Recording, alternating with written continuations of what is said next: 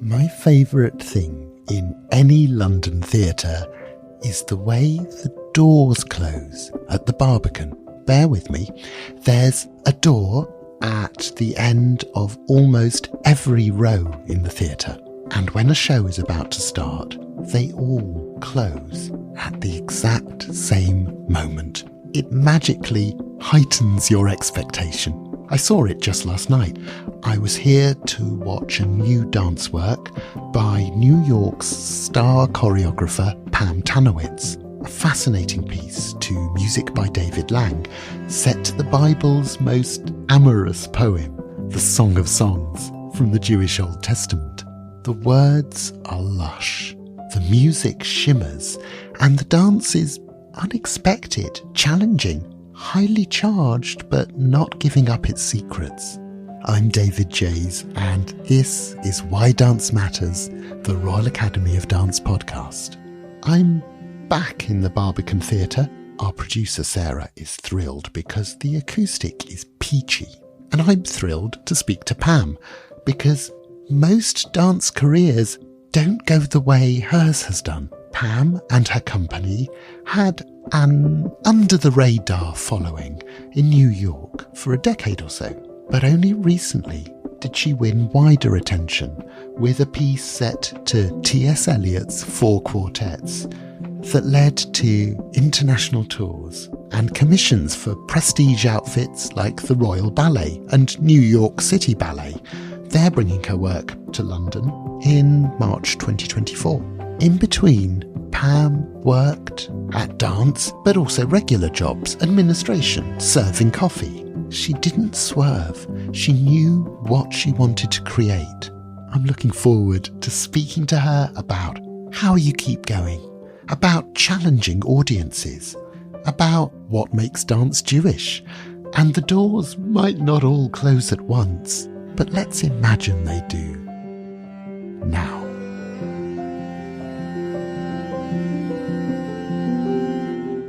Pam, welcome to Why Dance Matters. And it's very lovely to be sitting in the Barbican Theatre, beautiful theatre, where last night I saw your gorgeous Song of Songs. And I've heard that you're not a huge fan of seeing your own work performed. It's true. It's true. I mean, how was it then last night? Because you know, lovely reception, sparkly shoes. Yes, I put on the good. sparkly shoes, but I mean, I see my work in dress rehearsal and I watch it from the audience in all the tech rehearsals. But when it's the actual performance, it's hard for me to sit in the audience with other people. It's just really, really stressful. So I'm usually backstage. Once in a while, when I'm in a place where I don't know anyone, I'll try to stand in the back and watch, but it's still hard because I don't like seeing people I know, but even strangers stress me out. So I don't know. I don't know what to say, but I love sitting in the Barbican. It's gorgeous. This theater is incredible. And is that because you're worried about it not being absolutely perfect in every detail? Is it not even as logical It's as not that? it's not logical. My dancers are amazing. It's that, you know what? When it's the performance, it's not mine anymore. And so it's this whole other thing. That's part of it. And I think when I'm backstage, it's almost like I want to be there if something goes wrong, even though obviously I would never do anything. I wouldn't like run on stage to try to fix something or grab the Betsy, the stage manager's like mic and start trying to fix stuff that I don't know how to fix. But I feel like if I'm close to the show, I could do something if something bad happens. That's one. And two is I don't like watching people watch my dance because if I'm in the audience, that's what I will do instead of watching my piece. It's very distracting. It's hard for me to block everything out. So those are the reasons. They're filled with anxiety. Maybe one day I'll grow out of them all. I don't know. We'll see. Maybe you need a kind of base level of anxiety to impel you. I think so. I think the day that I'm not nervous is the day I probably should stop. Like I care so much about it. And I think that you have a point. Like I think the part of the anxiety is the driving force for it as well. Is there an intensely pleasurable stage of the process, though? Is there a happy Pam stage? Oh, yeah. I mean, in the studio, when I'm making, I'm happy. In the studio is where I'm the least unhappy. And I love being in process, trying to solve problems and figure out what, I could spend 30 minutes on where to place a hand, how a dancer is executing, all the different ways we can do it. That to me is interesting. As you say, incredible dancers. Are you still tinkering? Does a piece reach a final fixed form, or is that no, I don't for the think benefit so. of the tape? Pam is screwing up her face. I mean, no, because, okay, so for instance, this piece you saw last night, Song of Songs, we premiered it in 2022. And that moment, I knew it was a draft. And I think this piece has sort of a long history of like working on it. Then it was the pandemic, so it was postponed for 2 or 3 years. It was supposed to be in 2020. So it finally premiered in 2022. So I worked with each of the dancers individually, either on Zoom or by themselves in rehearsal outside in New York. So that's where I'm sure you noticed that there's a lot of very individualized vocabulary for each dancer. And that's how that came to be. I don't always work that way. So that was also very interesting as a director, where I had all these dancers with all their movement. And then I had to figure out in the studio, what does this all mean together now? So that was sort of a different way of working for me, which I really liked. But I knew when I put it together that it was a first draft. And third, fourth, and the ending are totally different than a year ago for this show. Yeah, we worked really hard this summer. I stayed put. I didn't travel. I didn't do anything. We rehearsed 3 days a week for the whole summer. I didn't have a full cast ever because everyone had their plans. So another layer to that is when I finally got everybody together, I needed to see what I made, because I would have like 5 dancers and 6 dancers and 4 dancers, but I would still keep going. I love that, because then when I get everyone together, I'm like, whoa, what did I just do? I love, so it's always, I love being surprised. So just back to your question, is anything ever fixed? No, it's boring. Why would I do that? I'm in a different place in my life. The dancers are in a different place. We're living in a different world. It has to breathe. Same with having the live music. It's like living, breathing musicians and singers with living, breathing dancers making this thing. And none of it is improvised, but it's different all the time. And even before the show, we were like, what's going to happen? Even though they all had their steps and they knew where they were supposed to be, there's still an element of mystery. And you describing the way it was made makes perfect sense as well, because for most of the piece, there are 7 dancers, which is such an interesting number, because there's no way you can divide that up into neat groups. No, that's and always I did that yeah. Yes, that's also on purpose. Like, I didn't want it to have enough men for women, and it's too easy. I like an odd number. I like to push myself and figure out how to solve this. What am I doing?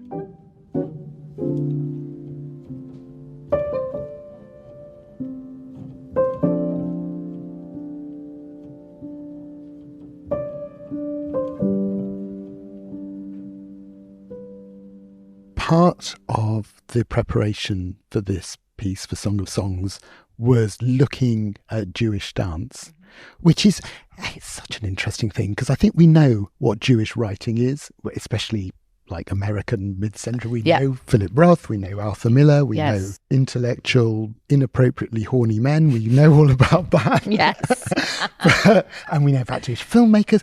Jewish dance, what is the Jewishness in Jewish dance? I mean, it's so open, because there's Jewish American choreographers like David Gordon and Anna Sokoloff. I mean, there's the 50s choreographers, the Judson choreographers, and how their Jewishness plays in or doesn't play into their work.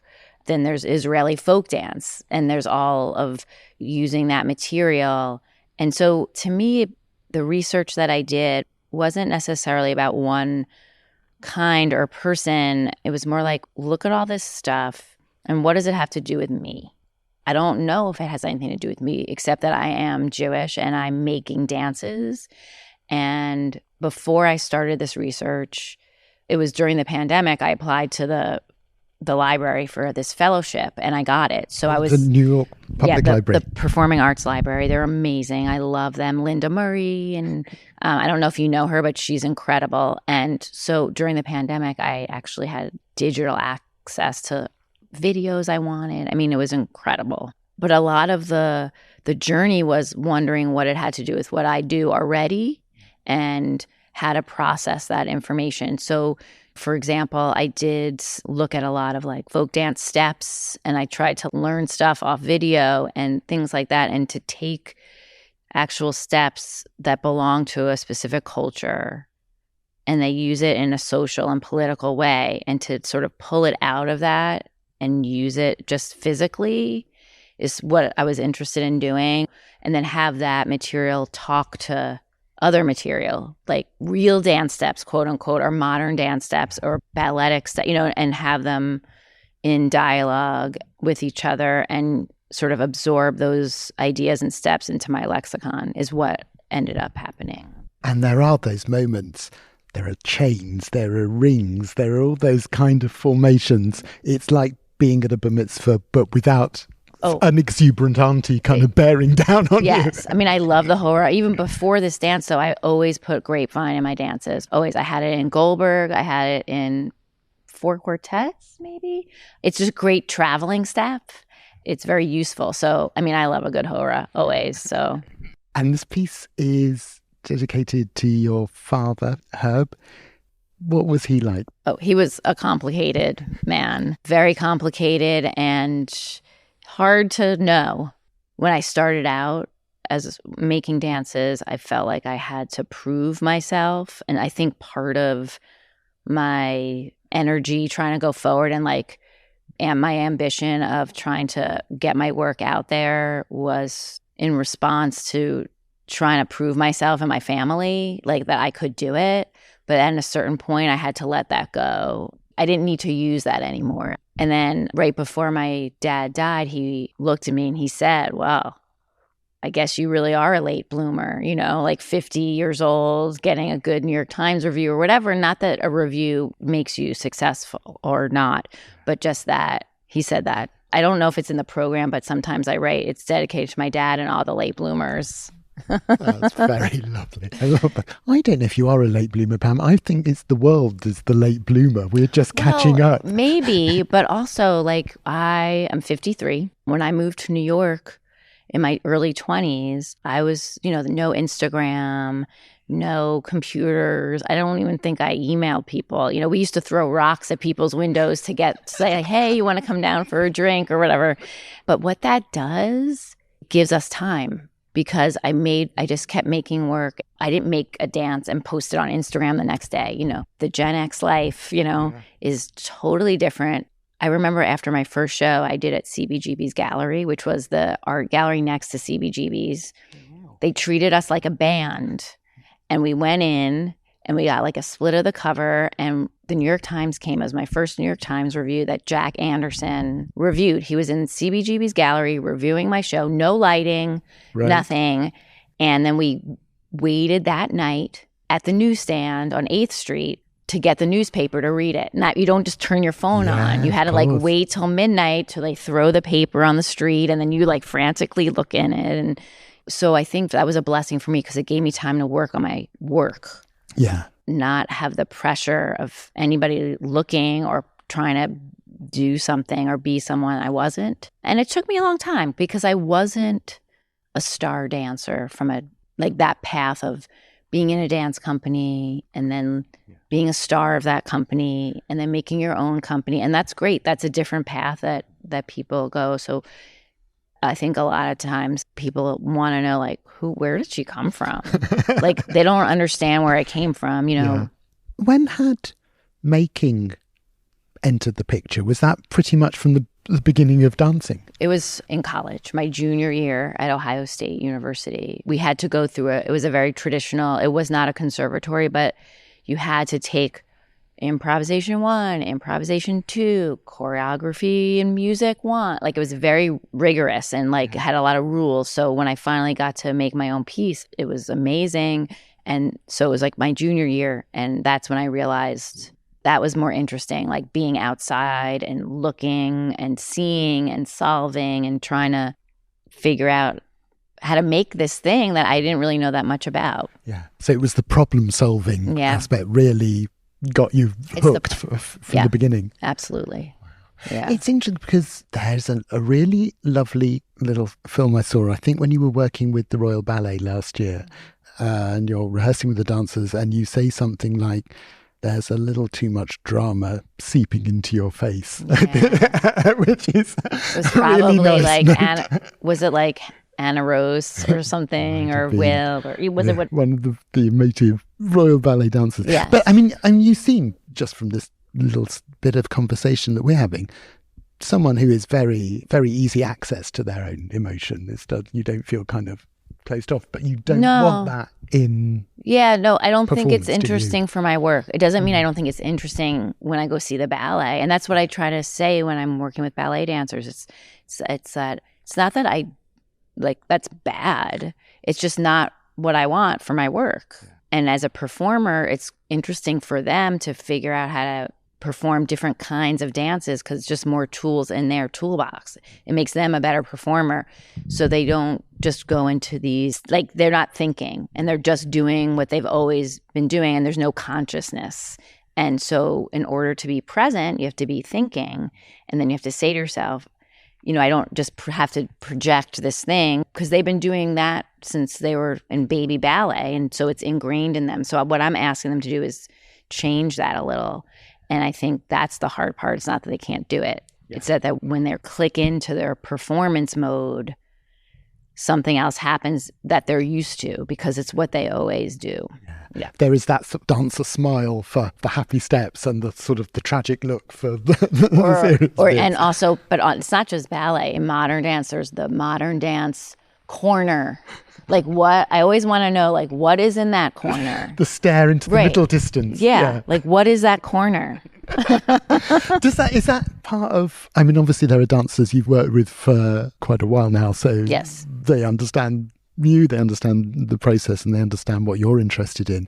But at first, is that sometimes kind of quite hard to explain that you're interested in something else about them? Absolutely. And it's actually really good for me to work with different dancers because when my dancers, like you said, they know what I'm after. So there's a part of like a verbal articulation that is easy for me. And then when I go into ballet or other working with new dancers, or like even when I go into Juilliard, I'm making a piece on them next year, the students, it makes me work harder because I have to explain what I want, and that's good for me. Because then I get to reassess, what do I want? Even though, and I get to do that work too that I expect dancers do for me. What is it that tends to ignite your interest in a new piece? What is it that sparks it? Because the things you've used as scores, the Goldberg variations and David Lang's beautiful Song of Songs, numbers, and TS Eliot for the 4 quartets. I mean, they're very, very various.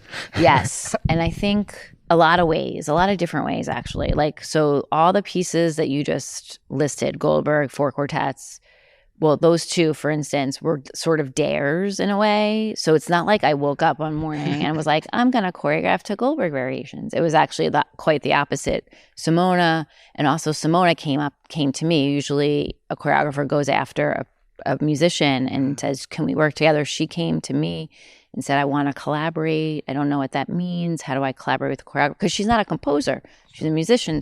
But her interpretation was integral to how I made the work. The way she played it had freedom and openness. There was space for dance. But she came to me and I said, absolutely not. I'm not doing that. And then I woke up the next day and I was like, I'm going to do it. Because everything up until then, I used very experimental, scratchy violins like I love, and like really crazy. Sometimes I go really crazy and the audience is like not into it at all. But I love it. So for me, Goldberg was a risk.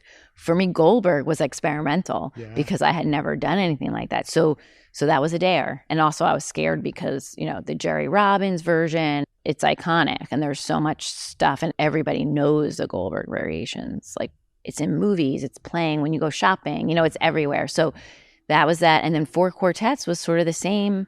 I was talking to Gideon Lester, the artistic director of Fisher Center, in 2015, and I had used one line from East Coker in one of my titles. And he asked me about it. He was like, what's going on with this title? Wherein there's no ecstasy was the line.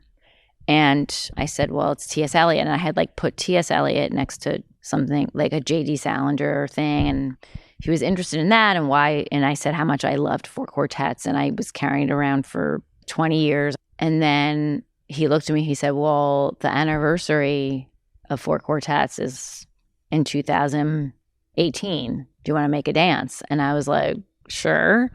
But I never thought it would happen. I thought because I didn't know Gideon that well at the time. And he's like a mover and a shaker and he gets stuff done. But I didn't know that then. And so I thought it would just go away. Thought you were safe. Yeah, but it happened. And so those two pieces really came from other people and then had conversations with me. So that's interesting. And then there's other times where I seek out certain kinds of music I'm very interested in. I did a piece to Nan Caro's string quartets that are gorgeous. That was very intentional. And he's very famous for player piano pieces. Do you know Connellan Nan Caro? And so he has these string quartets. So it really just depends. There's no formula on how I come up with dances. Another time I'll just start with no music and in the studio with movement ideas if I'm inspired by a movie or a piece of art. It depends.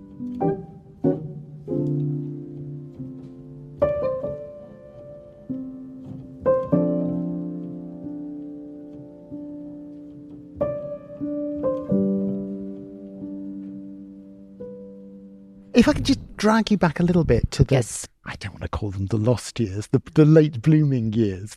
I mean, you were raising your daughter, you were making a living.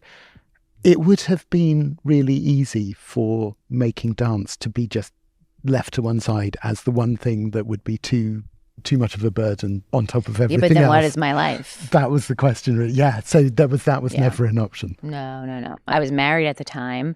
My husband at the time really was able to take care of Gemma my daughter Gemma, while I was rehearsing, and then I would work. I always had a day job, and then I would rehearse at night. And I had this great job at City Center where I was the studio manager. So I'd rent out the studios, and then at 6:00 I would go down and I would have my dancers meet me, and I would rehearse. I would have free studio space, and we would rehearse 6 to 9, probably 3 or 4 times a week on the weekends. And I would usually do one show a year in New York. So I never even traveled for work till I was 48, something like that. So that's what my path was, very slow and steady, And did you think this is just what it's going to carry on being? I'll just carry on making the pieces I want to make that may or may not get seen in a very wide way. Exactly. And that would have been enough? Yeah, because my gigs in New York got better and better. I went from self-producing to the Joyce Theater and some other good theaters. But yeah, I mean, I honestly never imagined that I would get to travel and do so much work. I'm so lucky that I have so many opportunities. I teach, but I never imagined that I wouldn't have a day job, an everyday job, a 9-to-5 job. I thought I would have that my whole life. So I'm very lucky that I was able to do it. And, sometimes when I get overwhelmed, I think, well, I'm lucky I have all these opportunities, and one day they're going to stop calling. So might as well just do everything now. And then when they stop calling, I can go get a job. Pam Tanowitz, we are the lucky ones because we are getting to see your work. And that, that's especially with dance. If you'd made a film, it could go out there. If you'd written a play, it could be published. With dance, you kind of need to be in the room, don't you? Yeah, I mean, and actually that's why dance matters. because of that. Yeah. Because that's the thing about dance. It's different. It's not a manuscript you can hold or CD or a painting on a wall. And dances are really hard to make. I say this to my choreography students. I try to make them understand how hard making a dance is, because there's so many elements and it's visual and performing. It's everything. And there's so many logistical issues that come about, you know, like I was describing at the beginning, like, you know, you need the dancers in the room. Sometimes I'm jealous of painters or writers because they get to do things by themselves and get stuff done by themselves. But then I'm also not jealous. Then when I have people with me, it's amazing. But when they can't come to rehearsal, then you're like, oh. Was there something easier, maybe that's not the right word, about kind of going under the radar? Because now there are more eyes, not just audience eyes, but there are more, you know, organizational eyes. Absolutely. The first 25 years of my career, nobody really knew who I was. And it was frustrating and upsetting sometimes, but it was a gift as well because of that too. So yes, absolutely. There was some relief in that as well. As we've been talking about, you know and love your dance history. And we talk a lot about the founding fathers of dance, whether it's the classics or George Balanchine, Jerome Robbins, Merce Cunningham. How important is the tradition of founding mothers in dance? Oh, absolutely. Well, also it's interesting because here the founding people are different. So when I come to London, like I'm not brushed up in that. So you could actually Ashton and your Macmillans and all of that. Well, I love Ashton because ABT does Ashton, so I get to see Macmillan when I come visit. I mean, I love Ashton so much. But as far as modern dance here, who are the founding people here in London? So yeah, do you know? No, that's true. It's the sort of the Rambert see school, that? And that's a different tradition altogether. It's different. We have the founding mothers. Well, we have like Martha, obviously. We have Martha Graham. And in Martha Graham's company, we had Paul Taylor and Merce Cunningham. And so they left their mommy and started their new company, and they were bad, and they did all these other things that she didn't do that they wanted to do. So yeah, there's a lot there. But it's all important to me. And I think when I first moved to New York, like I've talked about before, and there was no internet and no Instagram and blah, blah, blah, you had to walk to the Library of Performing Arts, and you had to fill out a form and show your library card and pick out videos, and you got to watch things. And I did that all the time. I was obsessed. I watched Mark Morris and Twyla Tharp and Paul Taylor. And at my job at City Center at that time, they had an amazing dance program. It's very different now. They have a good program now, but they had a series, Cunningham, Taylor, ABT, Allie, and Allie still comes, but they would have 5 dance companies all the time. And so I got to sit in the theater and watch them rehearse. So I watched like years and years of Paul Taylor sitting there smoking, watching his dances. I mean, unbelievable. Like he didn't know I was there. I got to watch ABT rehearsing Mark Morris pieces, and I just got such a great lesson, history lessons, like in real life.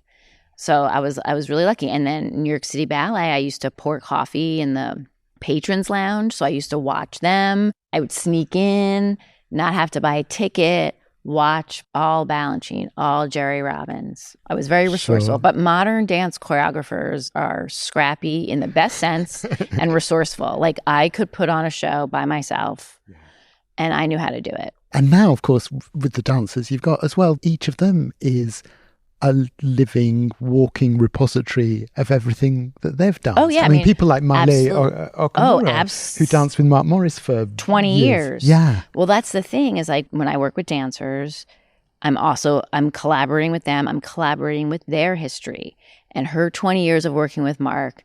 And Melissa, was in Cunningham for years, 15 years. They all have amazing and different histories. I'm working with all their teachers. I didn't teach them how to dance, and I would never take credit for it. They work so hard. It's so extremely difficult to be a freelance dancer in New York City.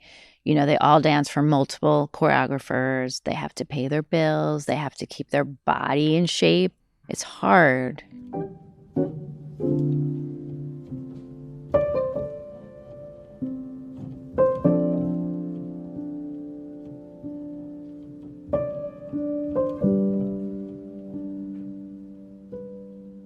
So, late bloomer. Yes. I will stop saying that, actually. It's fine. It's gone I like from it. being charming to kind of rude now. No, it's not rude. It's not rude. Because it'll always be positive to me. So perfect. Yeah. Well, this is a good blooming moment because you've been at the Royal Ballet here quite a lot. Your own company's works are touring. A piece for New York City Ballet is going to be visiting London next year. And this is not bad. Tell us a bit about that.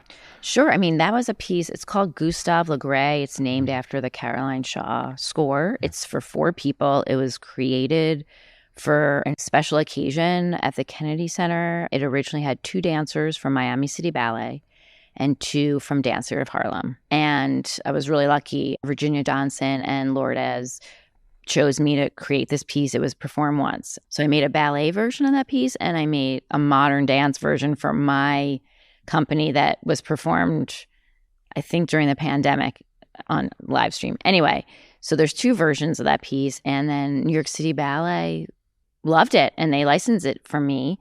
And so now sometimes it's done with all New York City Ballet, and sometimes it's done with 2 Dance Theater of Harlem dancers and 2 New York City Ballet dancers, which they do sometimes, which is great because that's what it originally was. But it's in flat shoes. It's not in point shoes, which I think is interesting. And there's a moving piano. It's only 10 minutes, and it's interesting because a lot of people like it, but I never meant it to go have a life like this. Yeah. It's one of my dances that it's a little more accessible, quote unquote. So that's fine. That's in March, and I hope that I can come. I'm hoping I can be here. And then I'm coming back to Royal next year as well. Are you? Yeah. I'm expanding the Dispatch duet that I did at the Opera House with that duet. I'm making into a full ballet, so I'll be here for that. And you were saying before, there's something pleasurable about working with a new company, a new set of dancers who have their own very particular training and their own particular expectations. I love it all, It's all oh, okay. It just changes the dynamic. It gets me on my toes, and it's all interesting to me. The future sounds really lovely. I like this idea of the future. This is good. But now we stop. The present moment has to come to an end. But there is one last question, which is, as you know, Pam Tanowitz, why does dance matter to you? Well, I sort of started saying it before, but I really think it is about how it's so different from all other art forms, that there is no product that you can hold in your hand, and to be able to create something that's happening at the moment and then just is gone, very ephemeral, to be able to create that and have opportunities to make experiences like that for audiences, for me, I think is why it matters. And then also the process that goes along with it. Giving hope to all the late bloomers. That was such a lovely conversation. At least it was for me. I really hope you enjoyed it too. You'll find links to Pam's works in our show notes, including the New York City Ballet season at Sadler's Wells in March, along with links to everything RAD. Please do subscribe, like, or review the podcast so that more people can find Why Dance Matters. Our guest today was Pam Tanowitz. Why Dance Matters is made by the RAD team of Niamh Carey-Furness, Keisha Dodd and Katie Hagan, and our artwork is by Bex Glendinning. And I'm really pleased to have given our producer, Sarah Miles, the perfect acoustic she deserves. I'm David Jays. Take care and see you soon.